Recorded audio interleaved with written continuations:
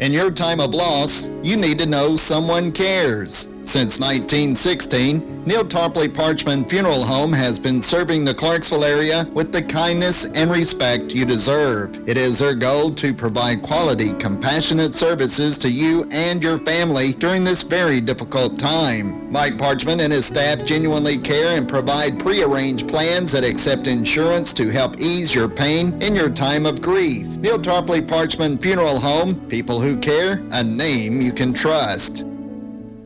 MWR's Aerosol's Auto on Fort Campbell is ready to make your car or truck Army strong. Lift it, lower it, fix it, or just change the oil. If you're a military or DoD employee, your purchases are tax-free. Aerosol's Auto offers labors and parts warranties on all their custom work, which is done by ASE certified mechanics. Aerosol's Auto, a full-service car care customization center at the corner of Airborne and Tennessee Avenues on Pose. Satisfaction guaranteed. Call 270-956-1100. Ask about their Better Than Layaway plan.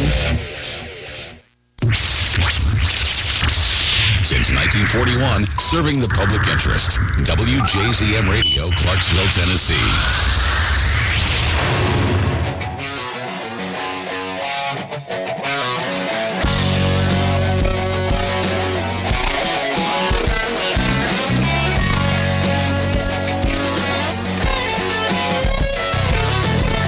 Feeling like a black sheep, living in society where everybody's happy with their spoon-fed false reality. CNN and Fox News spinning us a half-truth, one-sided tweets and blurbs, two wings on the same bird. It's time for Fletcher Long. Every story has two sides, a little right, a little wrong. Let freedom ring through your radio. Come on, let's start the show. One thing I know for certain, the truth is in the long version. It's been 18 years in the courtroom, knows the system's broken. Warrior for justice, truth unfiltered. Some people call him the bow tie killer. It's time for Fletcher Long. Every story has two sides, a little right, a little wrong. Let freedom ring through your radio. Come on, let's start the show. One thing I know for certain, the truth is in the long version. The truth is in the long version. And good morning, everybody. Warriors for Justice, welcome to the long version. You know, John Michaels, I don't know where else to take an injustice other than to the Warriors for Justice. And I'd say that would be a good start. That is where I'm going to have to take it. You know, obviously, and I'm going to get to debate coverage and stuff like that too, but I coach middle school football at a public middle school. And we have a fantastic football team. We're 8-0, got a game Thursday night against our crosstown rival. We've been seeded #1 in our region and have a very manageable trek to Lexington to the state semifinals that we should be able to traverse. Well, now the school at Hopkinsville Middle School is balking at paying for these 8th grade kids that have been working since April or May, whenever we started practice, who have done everything we've asked of them, have beaten every opponent we've put in front of them, has played as many as 5 games or 6 games this year on the road. So they're not only 8-0, but they've done it largely away from the friendly confines of home. They're a revenue-generating sport, unlike most sports at the school. And the school doesn't want to pay what really about $1,000 is what it would cost for us to go down and participate in Lexington, Kentucky. And so I'm going to have to come to the Warriors for Justice to hope that we can. I mean, we're not trying to hire a bus. You know, we're just trying to lodge a football team and feed them so they can go follow their dream and chase a state championship. Now, what's the deal with the school? Why do they not want to? I think because it's Kentucky. And because Kentucky is so pro-basketball. Basketball season is kicking off. And I don't want to complain about basketball. I love basketball. I'm a native Kentuckian. But, they go all over. They go. Oh, yeah. Oh! HMS has a fantastic basketball team. No, I meant Kentucky. University of Kentucky has a basketball team. Yeah, newsflash, John Michaels, they have a basketball team in the UK. They play a high caliber of basketball. Well, and they travel to holiday tournaments. They go out of town. They play in a state tournament. Nobody balks at paying for them. No. I've never seen any balking at that, and it really makes me wonder.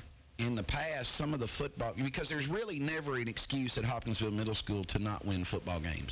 Good Lord, are we chock full of athletes? I mean, we've got lots of athletes, and if you do the least bit of coaching or at least get out of the way, you should win, 80 to 90% of your football. Most teams around in Kentucky just cannot, outside of maybe Louisville or Lexington, cannot compete, or Bowling Green, cannot compete with the type of athlete we can put on the field. They just can't. And it makes me wonder, Cornelius McGillicuddy, have you ever heard of him, John Michaels? You have, but you don't know him by Cornelius McGillicuddy. All right. Cornelius McGillicuddy was called Connie Mack. Oh, okay. Now you know who Connie Mack was. Now you know the rest of the story. Right. Cornelius McGillicuddy was the owner-manager of the Philadelphia Athletics, the precursor to the Oakland A's.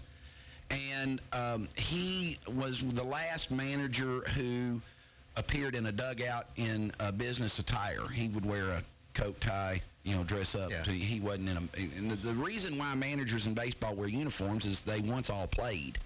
But Cornelius McGillicuddy was not a player manager. He was an owner manager. Well, anyway, he is the winningest baseball coach in the history of professional baseball. He's also the losingest baseball coach in the history of professional baseball.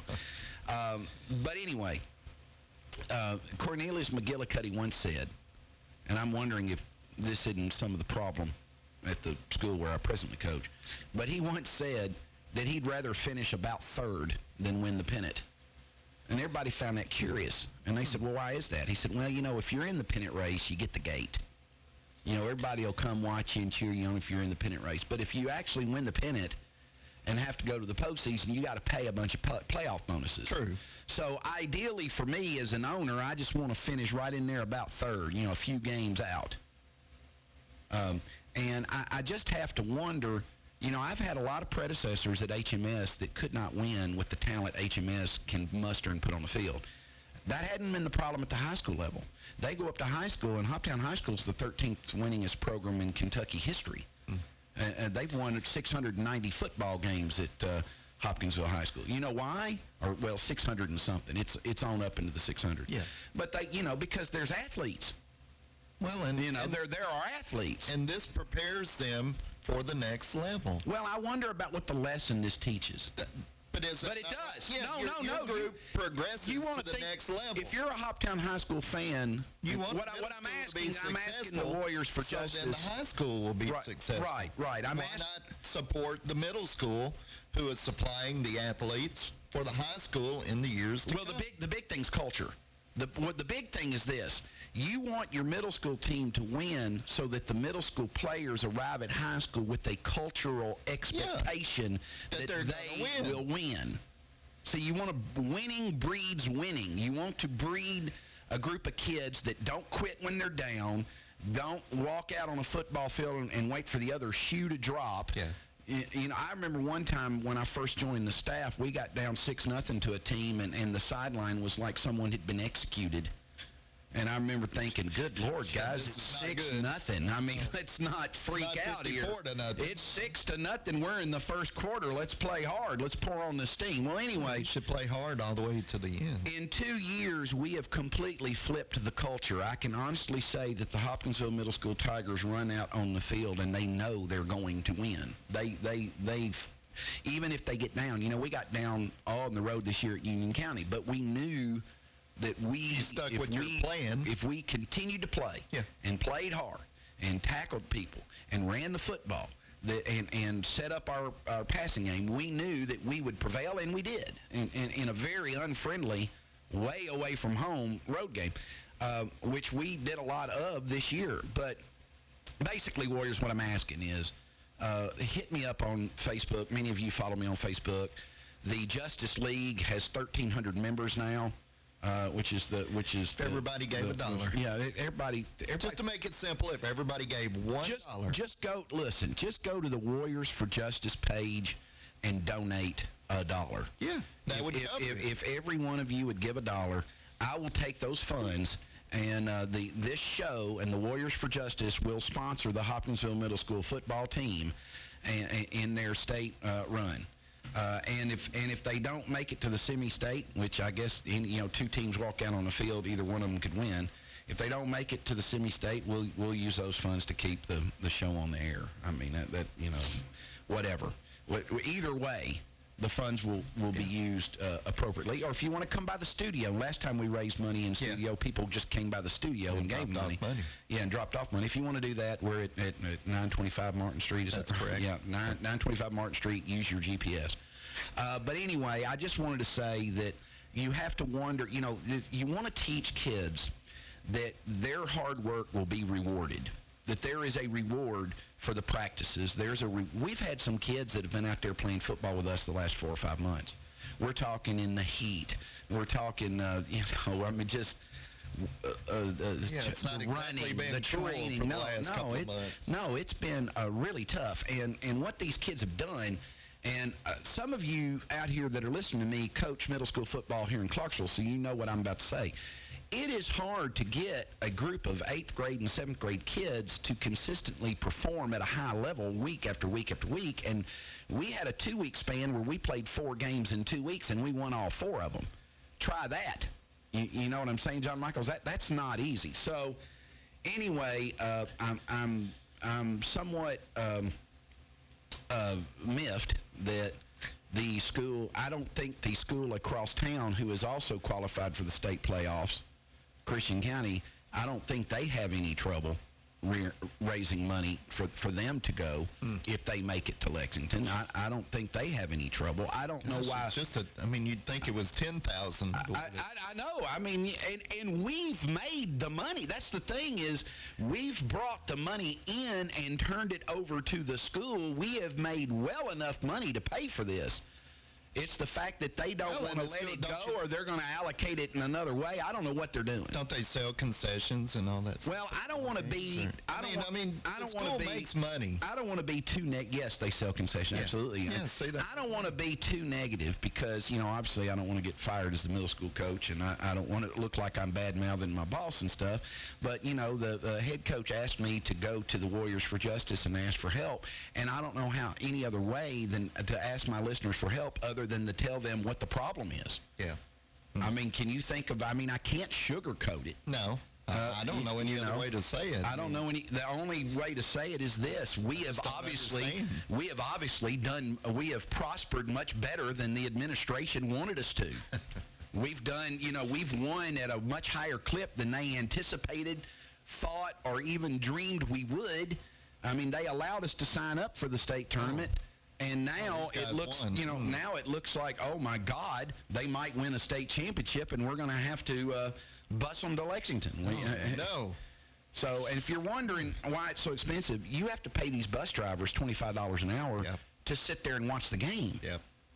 Not to mention the fact they have to drive you up there. That's right. But it's not free. The gas isn't free. The lodgings that we would require, we're estimating that if we raised $1,000 that would be bare minimum sufficient to get us there, is what we're estimating. That's why if everybody gave $1 and you had 1,300. In the middle of all this, guys, we've got to win playoff games to get to Lexington in the first place. So this is not really what the coaching staff should be thinking about. Yeah. Is, good Lord, if we win, how do we get to the next game? What do we do? Yeah, that's not really something that we should be. We should be looking at game film and arriving at game plans against the upcoming opponents, not sitting here worried about how in the world we're going to afford to get there. You agree? Oh, yes. But that seems to be the way of the world nowadays, though. It just goes along with everything else. That's the way people operate. I think we're teaching these kids a hell of a lesson that I'm not sure this country can afford to teach this group of kids, and that is, no matter what you do, no matter how hard you work, it doesn't matter. No. Mediocre. I mean, these are 8th grade kids. What do you really expect them to do? I mean, they're 8th grade kids. Mediocre pays off. Did they just want us, like Cornelius McGillicuddy, to go out there and go 5-4 and go home? Yeah, you did a good job. Because that's what it looks like. I mean, it looks like, go out there. Only one I know that really benefit, Jeff Fisher. Win some, lose some. Benefits from that. Jeff Fisher. He's the best 500 coach out there. Out there, yeah. He gets a lot of money for that. Anyway, I wanted to talk about, Donald Trump said last night. Oh, did he? Was there a debate? And if you want to send a check in, you can send it to, and I've already got someone weighed in and said he'll throw in $100. All right. So thank you, and that is from Bud Wink at Z Best Home Inspection. Thank you, Bud. 1/10 of the way. That's 1/10 of the way there. I just need 10 more of those. 10 more of those, and we're there. Anyway. And somebody give me Oh, do you want to go for it? But anyway, next. I want to thank Bud for that. If you want to send a check, you can send a check and make it out to the long version. Post Office Box 648, Clarksville, Tennessee, 37040. And what I will do is I will take those funds, deposit them in my account, and I will cut a check to the football coach. I don't know how to make the check out. I'm sure I'm probably not going to give it to Hopkinsville Middle School because we've done that this year, and look where that's landed us. But anyway, I digress. We've got a big game coming up with Christian County, and hopefully we'll get a big gate there. But anyway, thank you, Bud Wink, for coming in here. Now, last night, I want to hit a few of these before we go to break. We'll talk more about it after break. But Hillary Clinton insinuated that the reason why Donald Trump didn't release his tax returns or wouldn't release his tax returns is because he hadn't paid any federal income tax. And Donald said, well, that makes me smart. And, of course, let me say, I am not a fan of the income tax or Internal Revenue Service, and I'll tell you why. No. Okay? In the 1880s, according to Harry Brown, people all over the world looked to America for inspiration. Its very existence was proof that it was possible to have a relatively free and peaceful country. There was no income tax at that time, no foreign wars, no welfare state, no intrusions on civil liberties. Well, we've come a long way since 1880. Have we? Yeah, now we got all that stuff. Intrusion on civil liberties, a heavy income tax, foreign wars all over the globe. Yeah, feels like we're going backwards. Well, we have instead gone back. of forward. No, I hope I didn't insinuate we've gone forward. Yes, what I meant was we've gone into the abyss of hell since 1880 is what I meant. William F. Buckley once said, I'd like to electrocute anyone who uses the word fair in connection with income tax policies. Albert Einstein once said the hardest thing to understand in the world is the income tax. This is the guy that invented the theory of relativity, who found taxing income is more incomprehensible than the theory of relativity. Ask your tax guy. Does he understand it? He'll look at you and go, hell no. Noel Coward once said, I've always paid income tax. I object only when it reaches the stage when I'm threatened with having nothing left for my old age, which is due to start next Tuesday or Wednesday.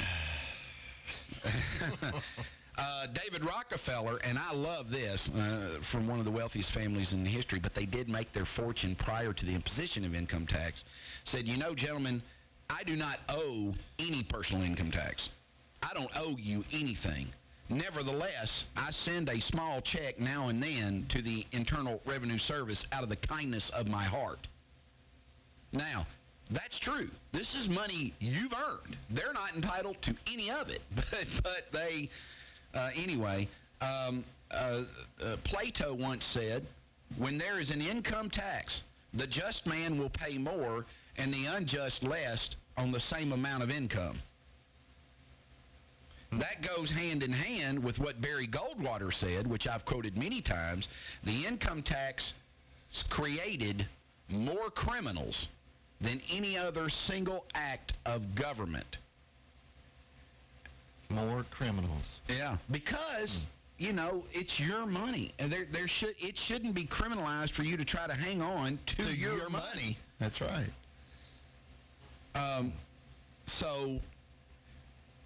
Somebody, Arthur Clarke once said, the best measure of a man's honesty isn't his income tax return, it's the zero adjust on his bathroom scale. More after these messages. You're getting the long version. A lot of real estate is bought and sold in Clarksville, and all of it has to be inspected, and it has to be done right. It's your largest investment of your life. Do you want to leave its inspection to someone who isn't the best? Of course not. 931-980-5759 gets you the best inspection services. Call Bud Wink at 931-980-5759 to get the home you are buying or selling inspected by the best inspection services. That's 931-980-5759. The best inspection services, changing the quality of home inspections one house at a time. WJZM Radio, Clarksville, Tennessee. Many people simply believe they will never get in trouble with the law or need a lawyer, whether it's the sobering event beginning with blue lights in the rear view and ending with an arrest for DUI, being charged with a crime, or some unfortunate episode has occurred. The law office of Lynn Morton realizes you may not have planned on needing an attorney. Going to court without a professional qualified lawyer will result in disastrous consequences or an outcome in your case that causes havoc in your life for years. You need representation by a lawyer who not only has specialized knowledge, but who truly understands the anxiety, confusion, and devastation faced by someone facing criminal accusations or dealing with an array of other legal problems. Having an experienced, committed advocate like Lynn Morton on your side can make all the difference in your case. With support and guidance, you will have the ability to face your legal situation with confidence that can only come from knowing your case is in capable, dependable hands. Lynn Morton is dedicated to safeguarding her clients' rights and providing them with the attention and consideration their case and future deserve. For these most bitter moments, Lynn Morton can step forward to lend a helping hand and guide you through every aspect. Call Lynn Morton in your most trying time of need, 931-906-0000. Keller Williams affiliate broker Jackie Harker knows a family's most valuable asset, whether buying or selling, is the home. Jackie Harker with Keller Williams Realty in Clarksville, Tennessee would tell you her most important investment is in you. Whether buying or selling a mansion or a starter, the smart money is placed with Harker. Keller Williams' Jackie Harker will work tirelessly to make sure your buying or selling experience will be pleasant and your expectations will be exceeded. Call Keller Williams' Jackie Harker at 931-801-3946 today for all your home buying or selling needs. That's 931-801-3946. And remember, whether buying or selling a mansion or a starter, the smart money is placed with Harker. 931-801-3946. Jackie Harker. Call her today.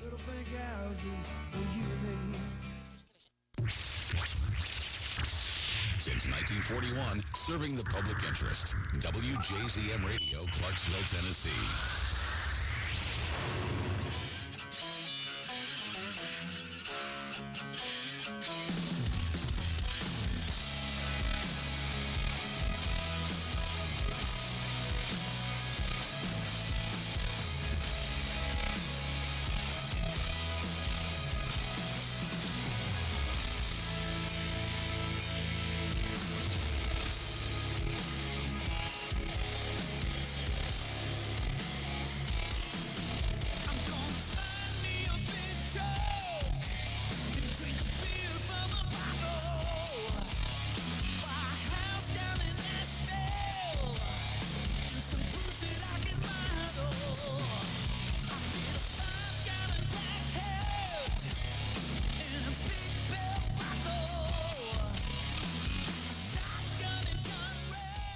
That is Michael Sweet, who you heard here Right here. Long version. The long version. Yeah, that's from his album One-Sided War, is it? Yes, that's correct. All And right. the name of the cut is Radio.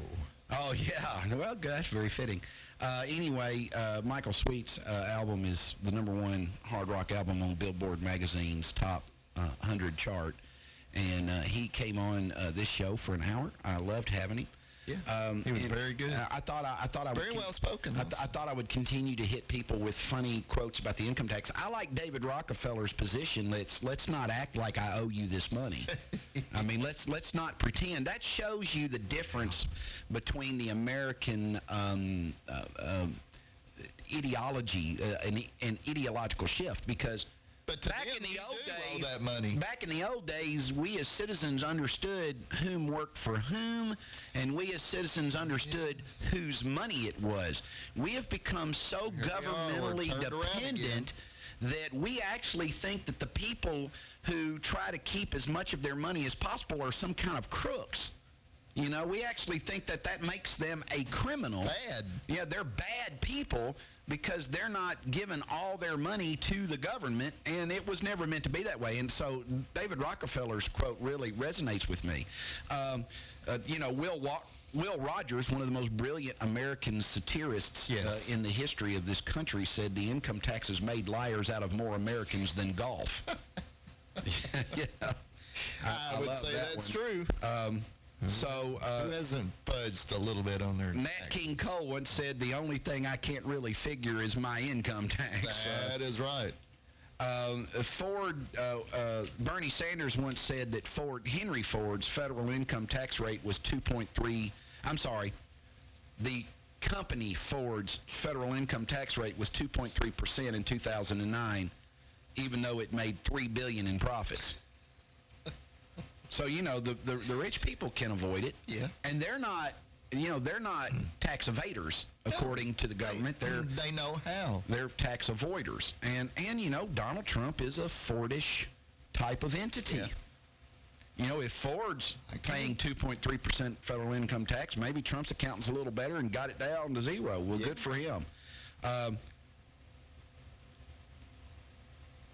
Corita Kent once said, I'm not brave enough to not pay my income tax and risk going to jail, but I can say rather freely what I want to say with my art. And I think her art was very anti-income tax. Yes. Mark Skuzen once said that the income tax is flawed for a number of reasons. It discourages economic growth and encourages a bloated government. Boy, howdy. Oh, bloated. Boy, howdy. Just put it lightly. Jerry Falwell once said, I am such a strong admirer and supporter of George Bush that if he suggested eliminating the income tax or doubling, I would vote yes on first blush. Which is, you know, obviously those things would be, that says something nice about George Bush, who, by all accounts, is a very fine person. Herman Wouk, once, and he was a great fiction writer, once said that income tax returns are the most imaginative fiction being written today. So anyway, so we're going to play, and we'll do more of these as we go on. But we're going to play a block of highlights from last night's debate. I'm sure the tax quote will be in this block of highlights. We'll see. But this is from last night's presidential debate at Hofstra University.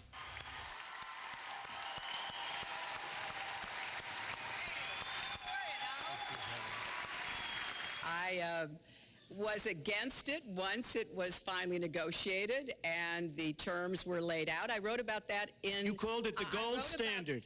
You called it the gold standard of trade deals. You said it's the finest deal you've ever seen. No. And then you heard what I said about it, and all of a sudden you were against it. Well, Donald, I know you live in your own reality, but that is not the fact. And look at her website. You know what? It's no different than this. She's telling us how to fight ISIS. Just go to her website. She tells you how to fight ISIS on her website. I don't think General Douglas MacArthur would like that too much. The next segment, we're continuing the subject of... Well, at least I have a plan to fight ISIS. No, you're telling the enemy everything you want to do. No, we're not. See, you're telling the enemy everything you want to do. No wonder you've been fighting ISIS your entire adult life. Folks, go to the fact checkers. Get folks, to work. you are on. I will release my tax returns against my lawyer's wishes when she releases her 33,000 emails that have been deleted. As soon as she releases them, I will release my tax returns, and that's against my lawyers. They say don't do it. Well, I think you've just seen another example of bait and switch here. So you've got to ask yourself, why won't he release his tax returns? And I think there may be a couple of reasons. First, maybe he's not as rich as he says he is. Second, maybe he's not as charitable as he claims to be.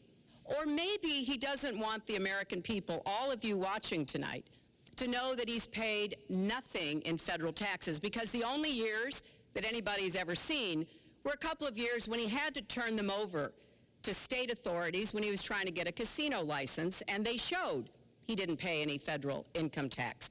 So he has a long record of engaging in racist behavior. And the birther lie was a very hurtful one. You know, Barack Obama is a man of great dignity, and I could tell how much it bothered him and annoyed him that this was being touted and used against him. First of all, I got to watch, in preparing for this, some of your debates against Barack Obama. You treated him with terrible disrespect. And I watched the way you talk now about how lovely everything is and how wonderful you are. It doesn't work that way. So when you try to act holier than thou, it really doesn't work. It really doesn't. You had supported the war in Iraq before the invasion. What makes your judgment? I did not support the war in Iraq. 2002. That is a mainstream media nonsense put out by her, because she, frankly, I think the best person in her campaign is mainstream media. My question is, since you would you like to supported hear? it, why is your I was against the war. judgment- Wait a minute. I was against the war in Iraq, just so you put it out. The record shows otherwise. The record but why does not show why that. is your The judgment record any- shows that I'm right. Earlier this month, you said she doesn't have, quote, a presidential look. She's standing here right now. What did you mean by that? She doesn't have the look. She doesn't have the stamina. I said she doesn't have the stamina. And I don't believe she does have the stamina. To be president of this country, you need tremendous stamina. Well, as soon as he travels to 112 countries and negotiates a peace deal, a ceasefire, a release of dissidents, an opening of new opportunities in nations around the world, or even spends 11 hours testifying in front of a congressional committee, he can talk to me about stamina. The world, let me tell you, Hillary has experience, but it's bad experience. We have made so many bad deals during the last, so she's got experience, that I agree, but it's bad experience. You know, he tried to switch from looks to stamina, but this is a man who has called women pigs, slobs, and dogs. My thanks to Hillary Clinton and to Donald Trump and to Hofstra University for hosting us tonight. Good night, everyone. Okay. There you go. There it was. In a nutshell. I will say that I did not think that Secretary Clinton looked infirm or ill last night. I'm just judging by my own personal perception. She did not. No, she didn't. Look weak. Now, I don't know that that was Secretary Clinton. You know, there's been all these body doubles running around, or the rumor, so I guess that was Hillary Clinton. Was that Hillary Clinton? I think that was Hillary. Anyway. Well, it could have been her double. 1913 was not a very good year, according to Ron Paul. It gave us the income tax. So before 1913, it was illegal to tax income, or considered illegal or unconstitutional tax income. It gave us, so 1913 was when we got the income tax, the 16th Amendment, and the creation of the IRS. So I would say that wasn't a very good year. No. Here's some fact check things, okay? And this was put out by ABC. And I hope that they did fact check some of Hillary Clinton stuff. I'm looking at this, and this might be from the liberal media, so they may not have. But I want to look and see. I think that they did, so let me look at some of these, okay? The first one that they did was that Trump claims that he never said that global warming is a hoax perpetuated by the Chinese. Well, Trump tweeted in November of 12 that the concept of global warming was created by and for the Chinese. The tweet resurfaced again in January of 16 when Democratic candidate Bernie Sanders pointed out on NBC's Meet the Press. Trump addressed the comment on Fox and Friends, saying his tweet was basically a joke. I often joke that this is done for the benefit of the Chinese. Obviously, I joke, but this is done for the benefit of China because China does not do anything to help climate change. Well, he's right that, in fact, it has been largely, so I'm not going to call it a falsehood. No. Because if he was putting it out in jest, then he was putting it out in jest, and I don't know that we have any information contrary to that. But being sarcastic, as he would say. As he would say. Now, I have seen people, other than people running for office, lambasting Chinese and the amount of pollutants and carcinogens that they release into the air, that they are largely responsible because they have no environmental protection procedures or laws at all. This isn't the first time I've heard that China is the largest component in global warming. Have you ever seen the pictures where they all have to wear the mask when they go outside and it looks like a big cloud hanging over them? I think I've seen Democrats say the same thing about China. So anyway, even if he had said that the global warming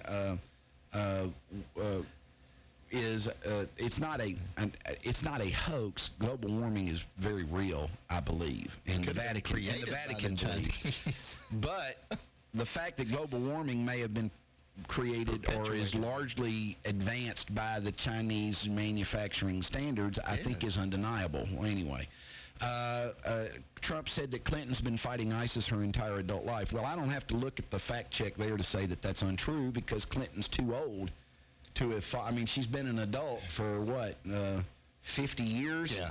I mean, she's too old to have, ISIS is, its origins were in Al-Qaeda in Iraq, the Sunni insurgency group founded in 2004. So, obviously she was well into her adult life by 2004. Yeah.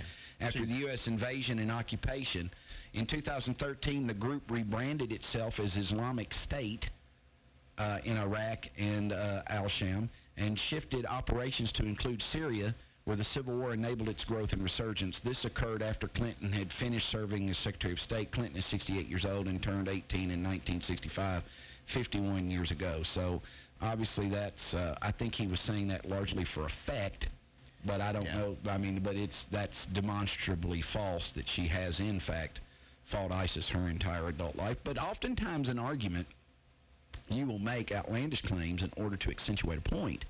That's not an uncommon argument strategy. It's called hyperbole.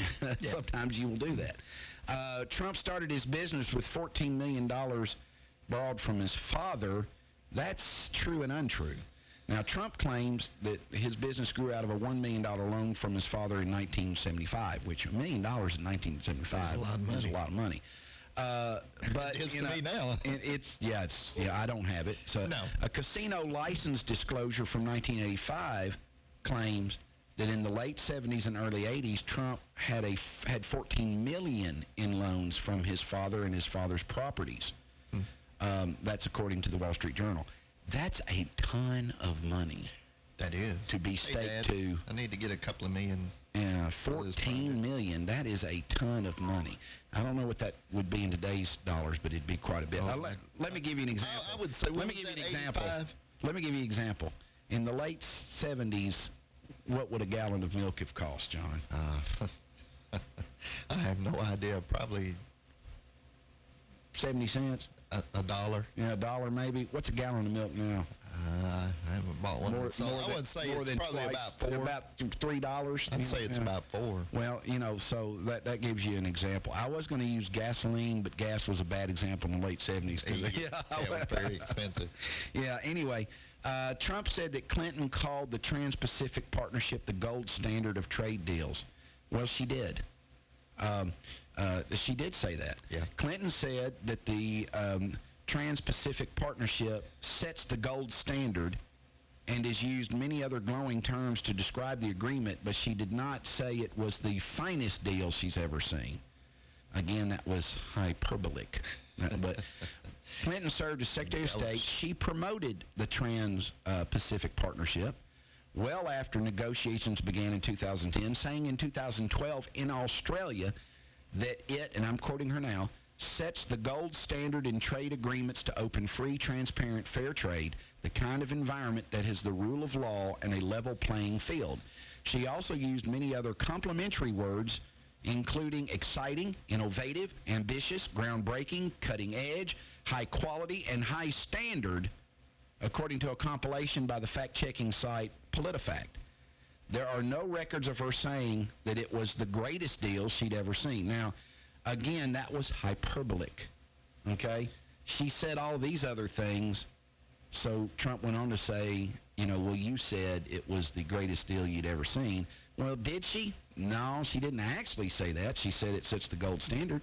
She said that it was ambitious, innovative, exciting, groundbreaking, cutting edge, high quality, high standard.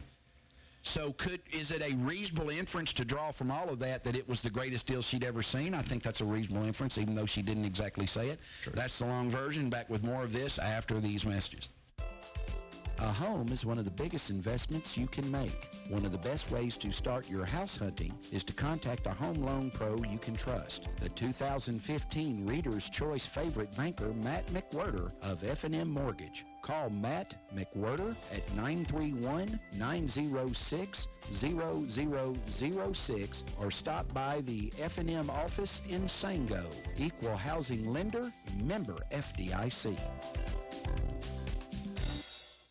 WJZM Radio and WJZM.com is where Clarksville hears the news. If it's going on in Clarksville, it's on WJZM Radio and at WJZM.com. Since 1941, WJZM Radio has been Clarksville's broadcast leader for local news, sports, and current events. Depend on WJZM and WJZM.com to hear what's going on in Clarksville. If it's news, you'll hear it on WJZM Radio and WJZM.com. Clarksville's information station is WJZM Radio and WJZM.com. There is a name in the Clarksville community we have come to associate with excellence in legal services. That name is Kimberly Turner and Associates, the attorneys who care.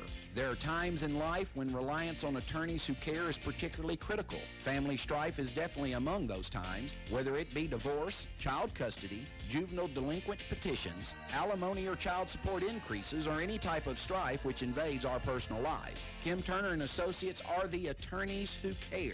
Call Kim today at 572-1134 or get an appointment. Perhaps you just stop by her place located at 130 Franklin Street next to the Black Horse. That's 572-1134. Kimberly Turner and Associates are the attorneys who care. Since 1941, serving the public interest. WJZM Radio, Clarksville, Tennessee.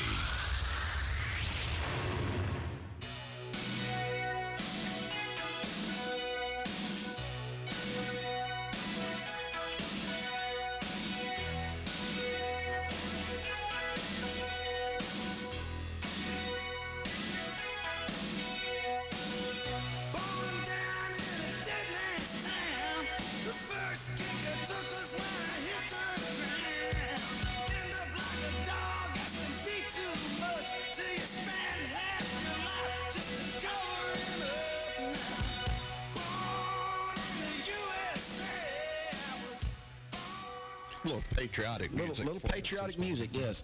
I think Reagan used that at one of his inaugurations. I think Bruce Springsteen. Well, anyway, correct. Back to the fact check from last night's debate. I'm having a good time with this. I hope everybody's enjoying it. You're getting the wrong version. Now, Clinton said last night, and when we talk about your business, and she was talking to Mr. Trump, you've taken business bankruptcy 6 times.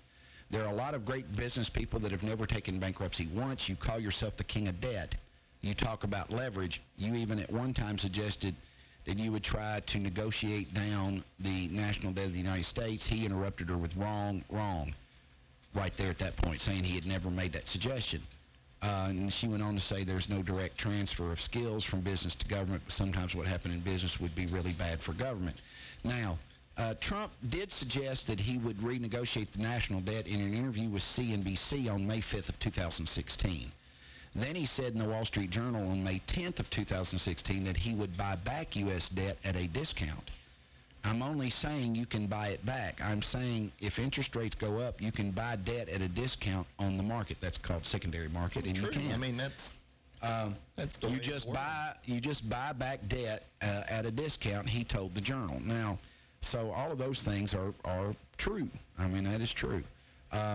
Now, on the birther movement, I think this is really interesting because, you know, Hillary Clinton, and I don't know that I would have gone there if I were she, insinuated last night that it was Donald Trump. Yeah, I think it can be connected back to her in the beginning. Yeah, and Hillary Clinton's most ardent supporters have been linked back in 07-08 campaign to circulating an email suggesting Obama was born in Kenya. You know, it was started by some of my workers. Now, no evidence has ever been found connecting this claim with Clinton herself, but her most ardent supporters circulated an email. She didn't do anything to renounce it.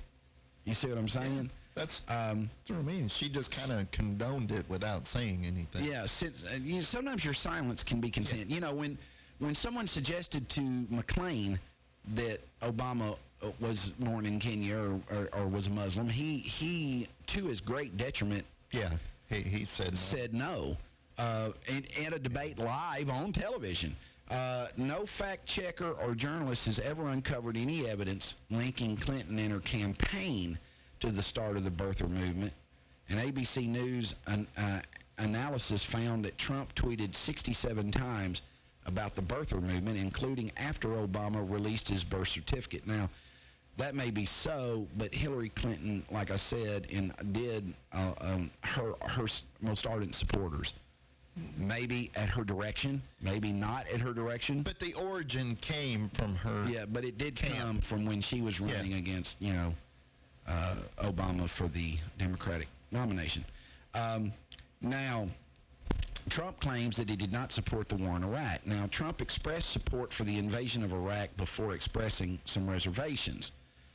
He was asked by Howard Stern on September 11, 2002, if he was for invading Iraq. Trump at the time answered, yeah, I guess so. Even his answer was equivocal.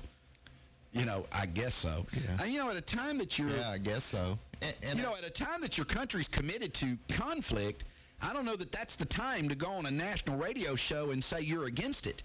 That's kind of unpatriotic. It is. I mean, at that time, we did not know exactly what was going on. People forget that Donald Trump was running a business.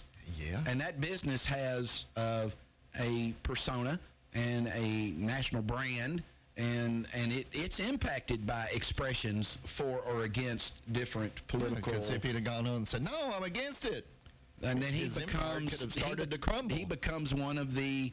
you're unpatriotic. Yeah, he becomes, he gets brushed with the brush of Colin Kaepernick, if you will. Yeah. Anyway, so he says on September 11, 2002 that he guessed he was for invading Iraq. On January 28, 2003, Trump expressed some concern about the possibility of an invasion, telling Fox Business Neil Kavuta that President Bush has either got to do something or not do something, perhaps shouldn't be doing it yet, and perhaps we should be waiting for the United Nations. Then on March 21st, 2003, soon after the invasion of Iraq was underway, Trump told Cavuto that the war looks like a tremendous success from a military standpoint. While Trump now portrays himself as having been an outspoken opponent, his public statements in the lead-up to the invasion don't appear that he was an outspoken opponent. I think it would be fair to say that he was at least reserved about it and somewhat equivocated. Yeah. And, privately, now this doesn't mean that this is a falsehood on Trump's part. Privately, he may have been stridently inapposite to invading. True. But publicly, what he can say publicly, what I can say, and I'm nobody, what I can say publicly... You still have to watch. I have to be circumspect, and I am in the truth business, or I pride myself on being in the truth business. But even that's why the Warriors for Justice is important, because even I, as long as I'm running around asking for people to support the radio program, I have to take into consideration their particular leanings. I can't, I have to be somewhat circumspect. Yes. And I'm nobody. Can you imagine Trump's out here running this multi-billion-dollar, business with all these employees and that are depend on him for a living? Yeah. He can't very well go around and look like a hippie at pre-Vietnam. Yeah, I'm against this war. Yeah, he has to be somewhat circumspect. So I can't really say that means that Trump was demonstrably false. No. He did make some statements that seemed to... I mean, even when he said, I guess so, that means to me he had reservations. Well, even the statement, look. The statement he made to Cavuto that the invasion looked like a tremendous success from a military standpoint is a qualifier. Yeah. Now, I'm trying to teach you people how to argue and communicate. That's a qualifier. He's not saying it looks like a tremendous success. He's saying from a military standpoint. Yeah. In other words, from the perspective as to whether we took the ground and whipped their butt, the entire world felt like that invasion was militarily successful. Yes. That doesn't make it successful in non-military ways. No. Because look at it now. Is it successful? It's still militarily so. Yeah, but not... But not in every other way. No. In every other way, it's a disaster. It's a wreck. It's a wreck. Now, anyway, so if you look at what he said, and this is why quoting out of context is so dangerous, because you can say the invasion looks like a tremendous success, ... Yeah. Okay, and then you go, well, Trump lied. Not really. Because he said it was a success from the standpoint of a military operation. And that it was. And it was. I don't think anyone can argue. So that's part of being crafty with how you communicate. Yeah. Trump gets a bad rap about being stupid, but, I'm someone who knows something about craftily communicating ideals, and that some of what he says is right crafty. Yes. Which would belie to me some degree of intelligence. Anyway, because I respect that. Yeah. I respect the ability to craftily phrase something. Clinton... Bigly. Do I? Bigly? Bigly. Well, okay, I'm going to get this out of the way because I've been remonstrated on Twitter for this. If you don't follow me on Twitter, you need to, @LongVersionShow. Anyway. Did I jump the shark? All right, yeah, well, you saw this, I'm sure. I tweeted out last night, purposely, is that a word? And apparently it is a word. I just don't think it was a very well-crafted word for the occasion. I think he meant purposefully. Yeah. Not purposely. It sounded wrong. Okay, didn't it? It I did. mean, when he said it, weren't you saying purposely? But anyway, purposely apparently is a word, so I stand corrected. Sorry, Mr. Trump. I don't think it was the best word you could have used there, but, that's kind of my thing. I wouldn't have a job talking on the radio if I wasn't good at talking. So, talking's kind of my thing. I probably wouldn't have used the word purposely. Anyway, so Clinton claimed last night that Trump advocated for the actions taken in Libya and urged that Gaddafi be taken out after he had done some business with him sometime or another. Well, in a video posted on Donald Trump's YouTube video blog in February of 11, Trump called for intervention in Libya. It's a carnage, he said. Now we should go in, we should stop this guy, which would be very easy and very quick. We could do it surgically and save these lives. Later, Trump claimed never to have discussed Libya and also claimed that he was in support of a surgical intervention only, killing Gaddafi only, but not taking any other actions. Well, now, in fairness, you can't say that this was untrue, what he claimed, that he was only wanting to do it surgically, because he uses that exact description in the initial quote from back in February of 2011. Now, Trump claimed that last night when Hillary accused him of being praising Vladimir Putin, he claimed that was wrong. Trump has publicly said favorable things about Putin numerous times, usually while criticizing Obama.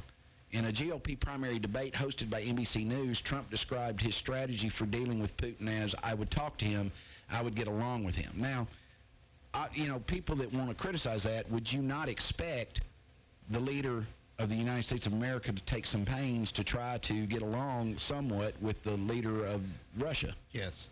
I mean, that's part of the job description, I would think. In an NBC forum, the network interviewed Clinton. Trump defended his comments, pointing to strong domestic polling for Putin. When Putin authored an op-ed on Syria in the Times, in the New York Times, September 13, Trump tweeted that it was a masterpiece for Russia and a disaster for the U.S. That doesn't make him a Putin supporter. No. He's giving critique of a work of an article.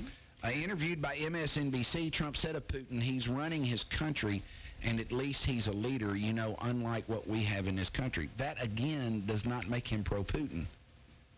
What he's saying is he runs his country, and he's a leader, and he's critiquing our present president, whom he doesn't find to be doing either, being a leader or running the country. That is an opinion to which Trump is entitled. It is. I mean, he is entitled. We are still entitled to that just a little bit. So, Trump may view that when he says that he has not praised Putin, he may view these comments as a critique of Obama more than an advocation of Vladimir Putin. You see what I'm saying? Yeah. And I could say, in other words, if I were going to say, okay, you're wrong, I haven't praised him, what I have pointed out to the American public is, as bad as this guy is, he's better than what we have. Yeah, he's a leader.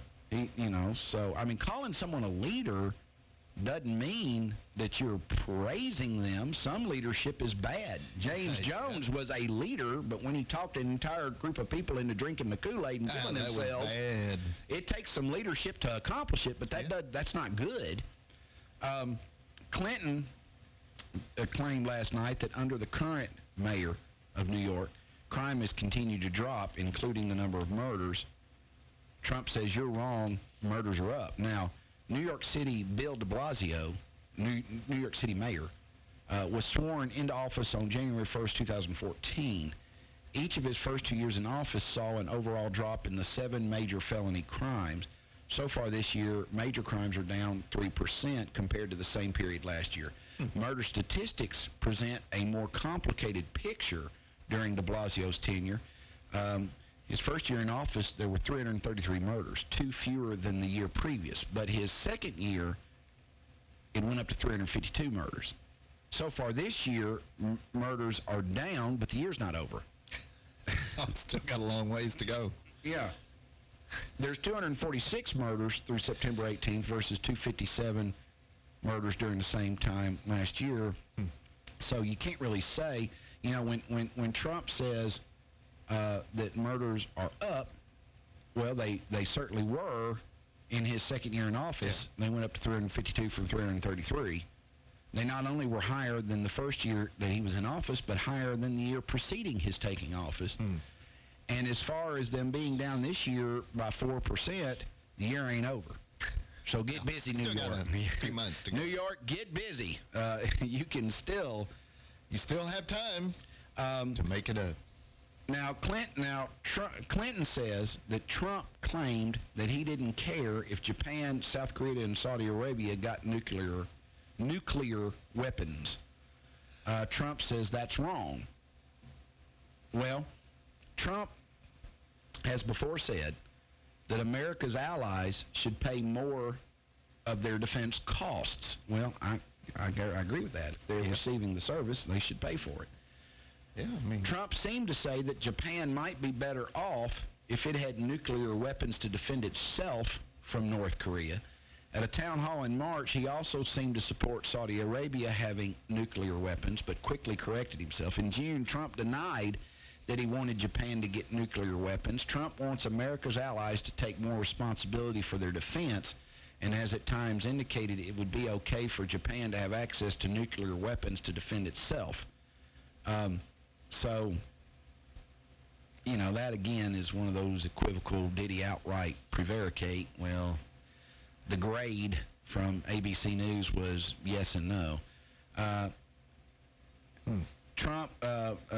Clinton says one more thing, Lester. He tried to switch from looks to stamina. We're talking about Hillary Clinton, and, the big knock on Trump is he's always knocking women's appearance, or a woman's appearance.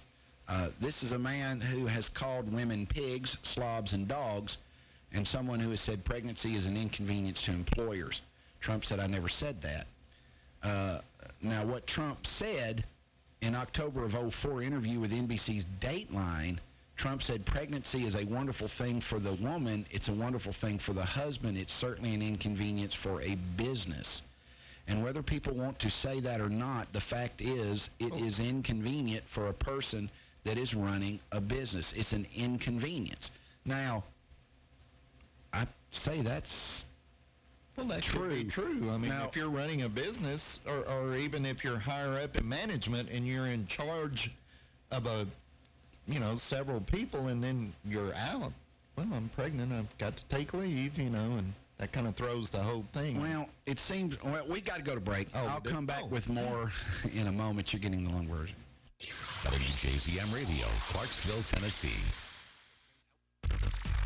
Many people simply believe they will never get in trouble with the law or need a lawyer, whether it's the sobering event beginning with blue lights in the rear view and ending with an arrest for DUI, being charged with a crime, or some unfortunate episode has occurred. The law office of Lynn Morton realizes you may not have planned on needing an attorney. Going to court without a professional qualified lawyer will result in disastrous consequences or an outcome in your case that causes havoc in your life for years. You need representation by a lawyer who not only has specialized knowledge, but who truly understands the anxiety, confusion, and devastation faced by someone facing criminal accusations or dealing with an array of other legal problems. Having an experienced, committed advocate like Lynn Morton on your side can make all the difference in your case. With support and guidance, you will have the ability to face your legal situation with confidence that can only come from knowing your case is in capable, dependable hands. Lynn Morton is dedicated to safeguarding her clients' rights and providing them with the attention and consideration their case and future deserve. For these most bitter moments, Lynn Morton can step forward to lend a helping hand and guide you through every aspect. Call Lynn Morton in your most trying time of need, 931-906-0000. A lot of real estate is bought and sold in Clarksville, and all of it has to be inspected, and it has to be done right.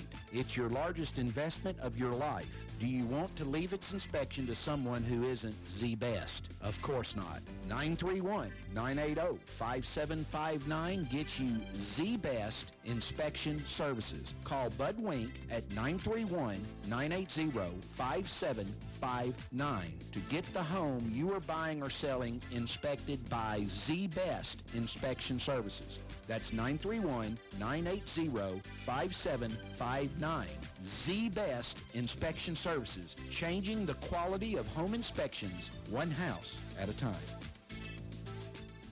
WJZM Radio is Clarksville's only news talk radio station. And for the best coverage of local news and current events, you can depend on WJZM Radio. Listen to WJZM Radio and live online at WJZM.com. WJZM Radio.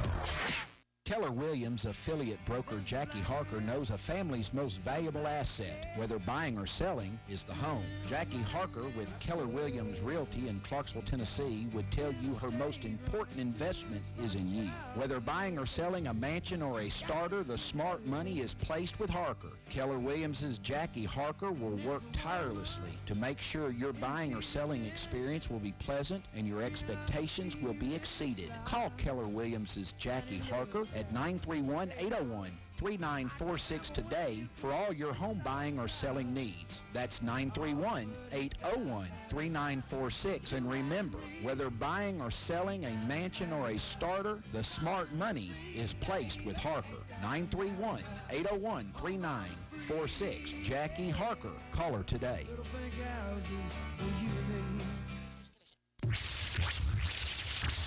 Since 1941, serving the public interest. WJZM Radio, Clarksville, Tennessee.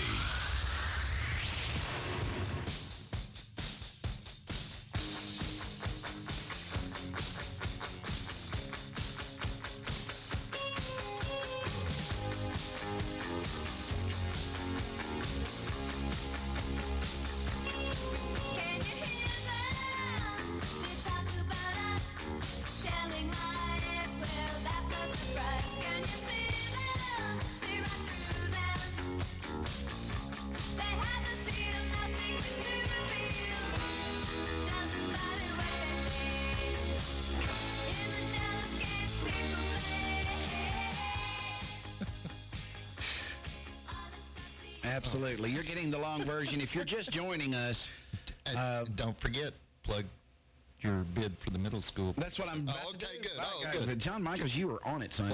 If you're just joining us, the middle school football team at Hopkinsville Middle School is the number 1 seeded team in Region 1 in the state of Kentucky, with a path that we should be able to manage to go straight to Lexington. But the problem is, and now they are up a creek without a paddle. The problem is after the school has allowed us to sign up for the state tournament, they're now saying they won't pay for these kids to play, and so want you to go. I've had I need 10 people. I need some component to get to $1,000. If that's 1,000 people giving $1, fine. But if I get 10 people give $100, I'm there. Bud Wink at Z-Best Home Inspection has already committed $100 to help get Hopkinsville Middle School to pay for them to participate in the state tournament that they have earned by virtue of going 8-0 thus far in the regular season, with their last regular season game to be Thursday against their crosstown rival, the Christian County Colonels. The last regular season is Thursday? Yeah, the last regular season game is Thursday, and then we start the state playoffs. But, we're already seeded. We were 8-0, and we're seeded, to be honest, based on the seeding and the number 2s, we're probably the number 1 seed in the entire Commonwealth of Kentucky, because we drew the worst of the 2 seeds, which is how they usually do that. Yeah. So we've got our path. Now, that's not saying the 2 seed, which is South Warren, couldn't beat us. Any 2 teams walk on a football field, either one of them can win. They could both be undefeated. But we are better. Yeah. No, South Warren is kind of undefeated. Yeah. No, I just meant when 2 teams walk on the field. Yeah, they're undefeated at that point. Yeah, they're undefeated. Playoffs it doesn't matter. We're all 0-0. Yeah. So anyway, Bud Wink has graciously kicked in $100. If you would like to contribute, either reach out to me on Facebook, send me a text message, those of you that have my phone number, which is on Facebook anyway, so if we're Facebook friends, you have it. Or you can send a check to the long version, Post Office Box 648, Clarksville, Tennessee 37040. I am amazed by the generosity of this listening audience. I really am. Yeah, they always come through. Thank you for that, and thank you, Bud Wink. And please, if you need a home inspection done, who do you go see? You go see Z-Best. That's right. You see Z-Best. We were doing a fact check, and, of course, I hadn't got to the part where they fact-checked anything that Clinton has said, so there goes your media. Well, damn. The liberal media. Anyway, I mean, it's interesting because I'm sure that much of what she said was false. Speaking of media, before you get back to start, what was your opinion of Lester Holt last night? How did I'm just about to hit him. I'm just about to. Go right ahead. They're like symbiotic or something. Scary. They've got Twin Day at HMS, and John Michaels, I think I would have asked you to be my twin if were doing that. Holt said last night that stop and frisk was ruled unconstitutional in New York. Which is the stop and frisk permitting the police to indiscriminately stop and frisk people that they believe for inarticulable reasons to be a danger, which generally ends up to be the brown people. I mean, that's generally how that works out. Usually. But Holt claims that stop and frisk was ruled unconstitutional in New York because it singled out black and Hispanic young men. Now, let me explain that. That's Trump says, no, you're wrong. It went before a judge who was very against the police. It was taken away from her, and our mayor, our new mayor, refused to go forward with the case. They would have won an appeal. If you look at it throughout the country, there are many places. Now, everything Trump said right there shows he was very well informed about what happens in New York, because stop and frisk was ruled unconstitutional by a federal judge in August of 2013. The federal district court judge ruled that the New York Police Department's stop and frisk tactics violated the constitutional rights of minorities, calling it a policy of indirect racial profiling. Michael Bloomberg, then mayor, appealed the case. The Second Circuit Court temporarily blocked the district judge's order and removed her from the case, just like Trump said. Yeah. Finding that she had compromised, quote-unquote, the appearance of impartiality surrounding the litigation. The court stopped short of overturning her ruling, however. the stop and frisk program was still in the middle of an appeals process when newly elected mayor Bill de Blasio, who supported the district court ruling, in other words, he was against the stop and frisk program, settled the litigation, ending the controversial program. So just about everything that Trump said was, and we know he didn't prepare because that was well documented. So I mean, off the top of his head, he pretty much hit it completely true. Yeah. There, even though ABC gave him a mostly false grade. No. I don't know. I'm not giving you the ABC grades. You're getting the long. This is the long version. If you want the ABC version, you Look go to 'em up. ABC. Now, Read the book. this next one I call lies, damn lies, and then statistics. And more. Quoting Mark Twain. Trump says that stop and frisk works well. He said over 4,000 people in Chicago have been killed. We have to bring back law and order. Whether or not in a place like Chicago you do stop and frisk, which worked very well. Mayor Giuliani is here. It worked very well in New York. It brought the crime rate way down, but you take the gun away from criminals that shouldn't be having it. Now, there was much debate about whether stop and frisk is effective. Trump cites the example of the tactic being used by police in New York City, as he did last night. Violent crime fell in New York City while stop and frisk was implemented. Of course, it was a complete bane against civil liberties, and of course, when you trade your liberties for safety, we know what Benjamin Franklin said about that, Yes. that you really deserve neither. Now, the crime rate at the time it fell in New York City also fell nationally. And it fell in places where the police did not employ the tactic. So stop and frisk may have had some impact on the crime rate falling in New York City, but that isn't clear because at the same time it fell in New York City, it fell in places where the tactic was not being employed. So guns were only recovered in 2%. I'm sorry, 0.2% of the cases where the tactic was employed. So to say 0.2%. So to say that it was a tactic that,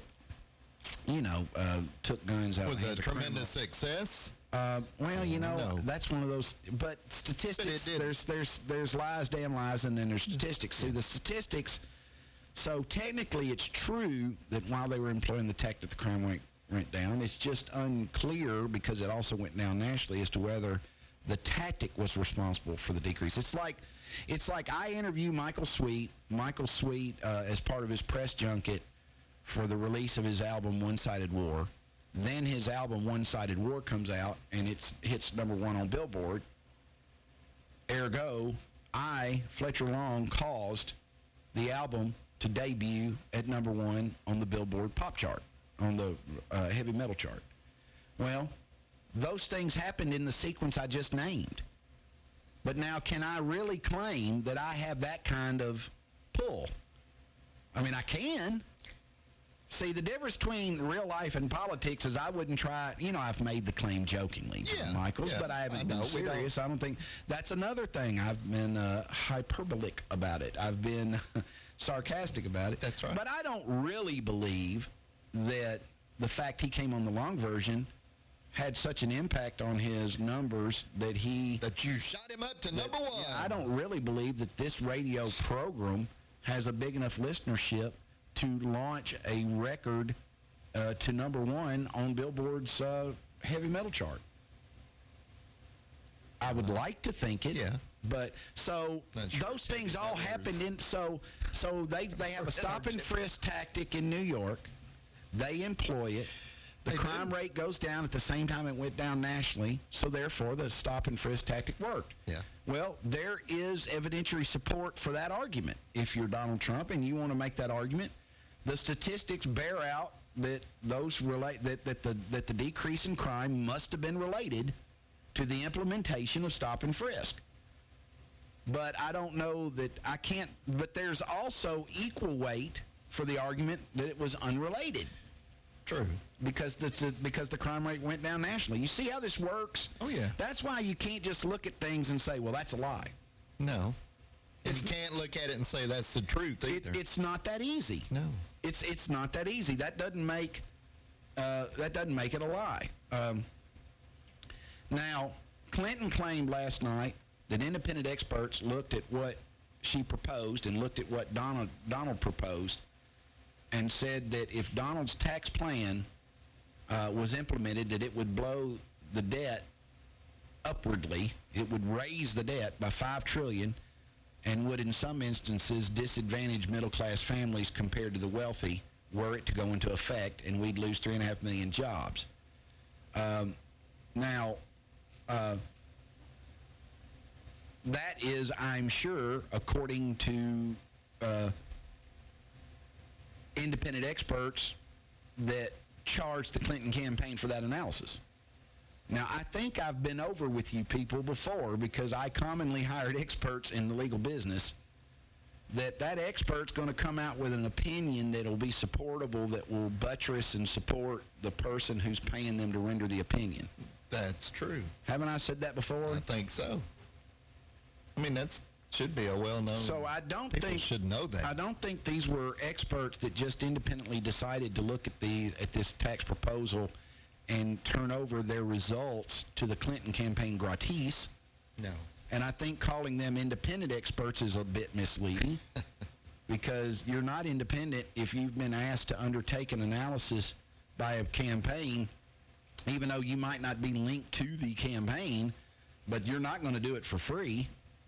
You're gonna get something. Both sides could do that. Either you're paid to render the analysis, or you hope to gain some sort of political power, influence, or position later for it. But there's going to be something that you expect for that. Now, on the Democratic National Committee being hacked, Trump says, I don't know if anyone knows that it was Russia that broke into the DNC. Clinton's claiming Russia, but maybe it was. It could be Russia, but it could also be China. Could be lots of other people. It also could be somebody sitting on their bed that weighs 400 pounds. You don't know who broke into the DNC. Now, again, why did he make a reference to obesity again? It could be somebody sitting on their bed that weighs 400 pounds. We call that in psychology a tell. Donald Trump is a fat hater. He's a fat hater. He doesn't like fat people. Kind of sounds like it.